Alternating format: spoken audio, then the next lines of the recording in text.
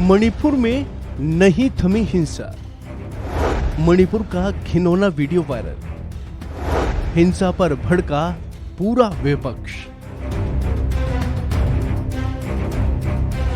पिछले लगभग 3 महीने से मणिपुर जल रहा है, लेकिन राज्य सरकार और केंद्र सरकार सिर्फ मूक दर्शक बन इसे देखने के लिए कुछ और नहीं कर रही है।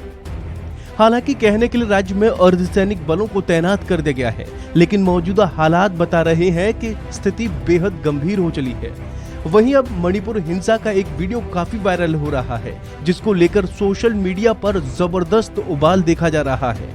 हालांकि खबरों की माने तो ये वीडियो 1 या 1.5 महीने पुराना है, लेकिन अब जैसे ही ये वीडियो सोशल मीडिया पर आया, राजनेताओं से लेकर तमाम लोग इस पर अपनी प्रतिक्रियाएं दे रहे हैं और केंद्र सरकार और राज्य सरकार के व्यवहार पर सवाल उठा रहे हैं।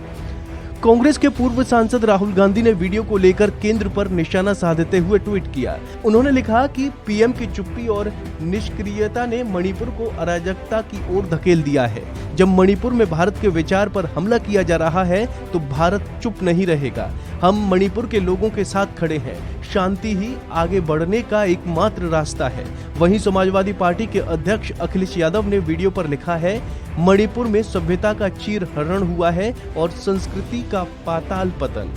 वहीं शिवसेना उद्धव ठाकरे गुट की नेता प्रियंका चतुर्वेदी ने केंद्र और राज्य सरकार पर हमला बोलते हुए कहा कि ऐसी घटना देश को शर्मसार करती है। एक महिला सांसद होने के नाते मैं मणिपुर पर चर्चा चाहती हूँ।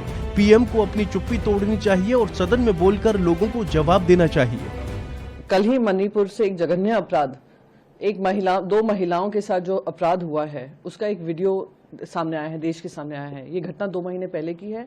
पुलिस स्टेशन से उनको खदेड़कर उन महिलाओं को निकाला गया था और जिस तरीके से एक शर्मनाक, दर्दनाक हादसा सामने आया है, वो देश को शर्मसार करने वाला है, मन को विचलित करने वाला है। महिला सांसद होने के नाते मैं चाहती हूँ मणिपुर पे चर्चा हो। प्रधानमंत्री मोदी जी अपनी चुप्पी तोड़ें, देश की जनता को आकर पार्लियामेंट के माध्यम से जवाब दें कि आज 2 महीने से ऊपर हो चुका है, मणिपुर में किसी तरीके की अकाउंटेबिलिटी नहीं है।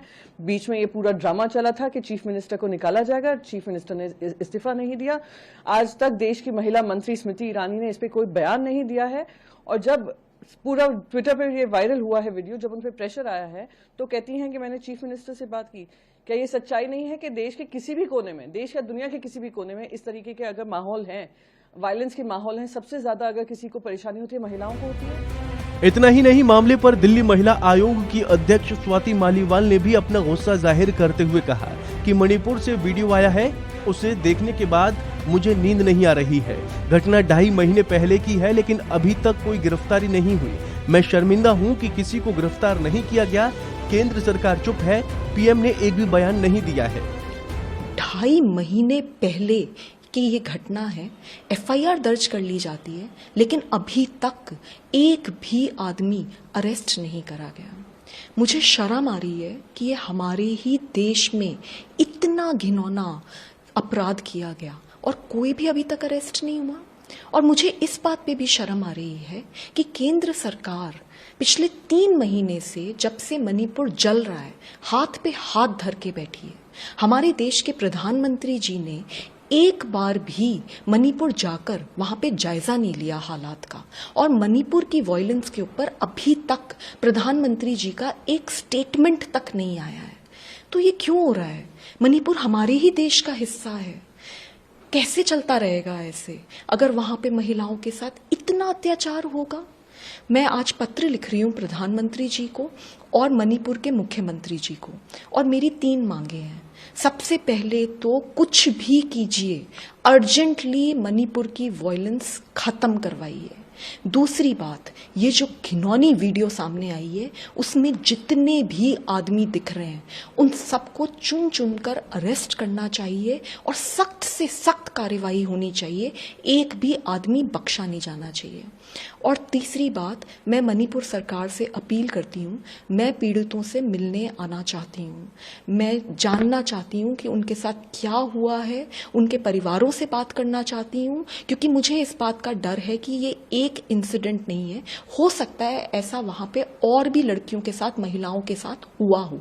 तो मैं महिलाओं और बच्चियों से बात करना चाहती हूँ और सरकार को एक फैक्ट फाइंडिंग रिपोर्ट देना चाहती हूँ, क्योंकि मैं ऐसा मानती हूँ एज अ वुमन कि इस वक्त इस देश में सबसे ज्यादा जरूरी महिलाएं जो मणिपुर में हैं उनको बचाना है। स्वाति मालीवाल के अलावा समाजवादी पार्टी नेता रामगोपाल यादव ने भी इस मामले पर दुख जताते हुए दोषियों के खिलाफ कड़ी कार्रवाई की है।